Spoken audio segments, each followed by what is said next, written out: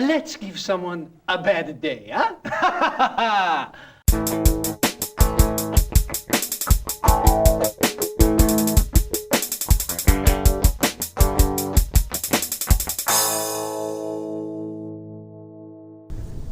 Alright, we got a 3DO game here. This is Crash and Burn. I remember this game when it came out. It was amazing. Let's turn on the old 3DO, the FZ1 with the wicked-ass front load. Gotta love front load, motorized front load until it breaks anyways. And load her up. And here's the 3DO BIOS booting up.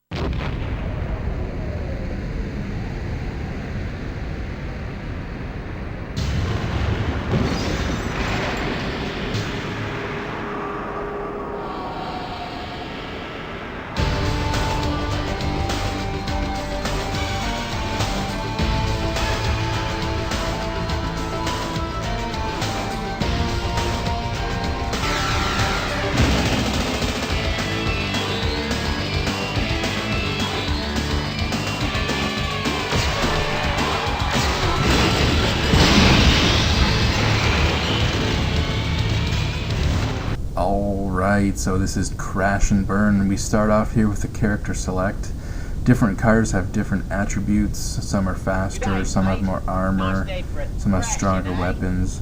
You know, typical stuff you'd expect in one of these kind of games. Basically, this is like a futuristic racing game with weaponry. You know, you've got like machine guns, you've got lasers, you can fire missiles, and you can get like heat-seeking missiles.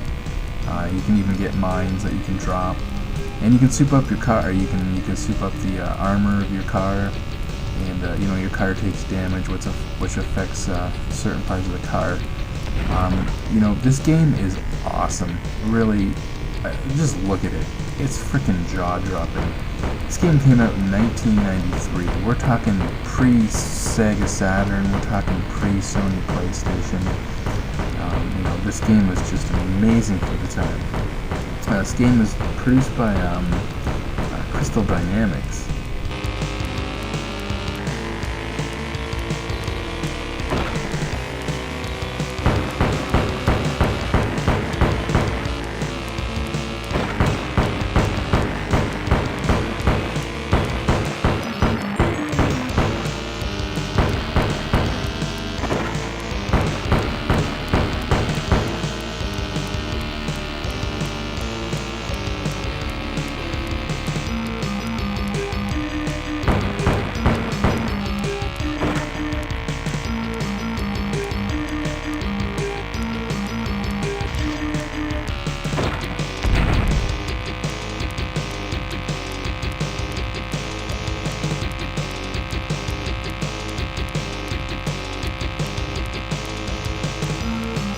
You can see here you can switch views. C switches views. You can do a cockpit view or an out-of-car view.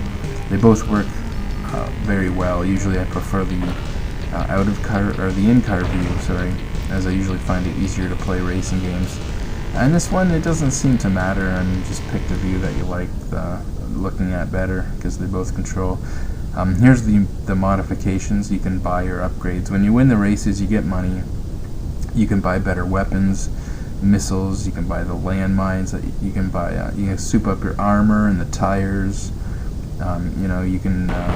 There's all kinds of upgrades you can get to the car. You can get nitrous, which you activate with the B button. And the nitrous gives you like a boost as you hold it down, and then when it wears out. So yeah, there's lots of modifications to the car.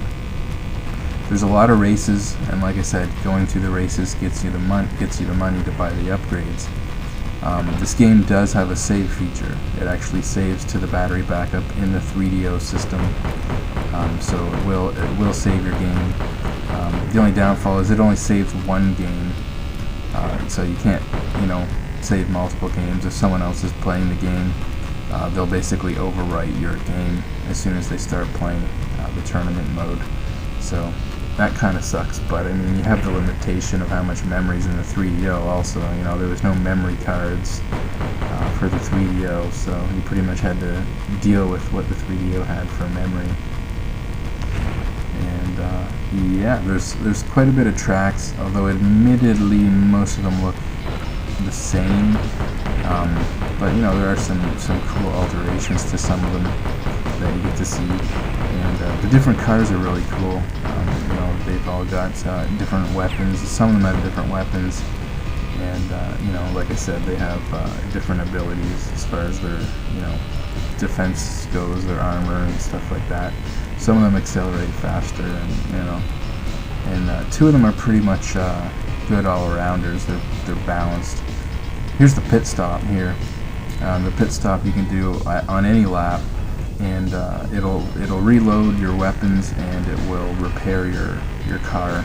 And depending on how much time you want to waste in the pit stop, you can actually leave it at any time, as it shows your you know, your stuff refilling. So you know, if you just need to get enough damage repaired to last another lap, then you don't want to sit there wasting too much time, because the other guys will pass you while you're in the pit stop. You can see on the screen it shows your position, your lap, and it shows how much ammo you have. And you know, if you got a rear view mirror, it's more like a radar on the left side. That shows also like when you drop mines and stuff. And then your damage is the right. You'll see it's like right now my front end's flashing yellow, and the sides and the back all take damage, and eventually they'll turn red. When they turn red, you know, you have to be careful, because if you get hit, you can you know, basically you can be completely destroyed and lose the race. So you definitely have to pay attention to your damage. You know, when it starts getting red, you know, solid red, then you're going to want to consider pitting if you can. Now you can see another car. They all have pretty unique looks to them, and this one has a nitrous on it. You can see the blue bar is the nitrous being used. Like I said, B uses the nitrous. A accelerates, by the way, and L switches weapons, and R shoots the weapon. I forgot to mention that. It makes good use of the triggers to change weapons and shoot your weapon. You can see this car here shoots flames, so it's a little different. And but yeah, like I was saying, the controller, this game really makes you realize how wicked the 3DO controller is. And it's actually a really good controller. The one I have is the actual Panasonic, the Panasonic one. I think it's the one that came with the FZ 10, which is the later one, but it's a little bit smaller. And you know, the three buttons are pretty much laid out just like a Genesis button, and then the L and R trigger is just like a Super Nintendo controller, and it's a really good controller. This level right here is rather different. It really reminds me of like Rainbow Road or something on Mario Kart, except that you can't fly off the edges, thank goodness. But yeah, transparent road is sort of in the sky. It's pretty cool.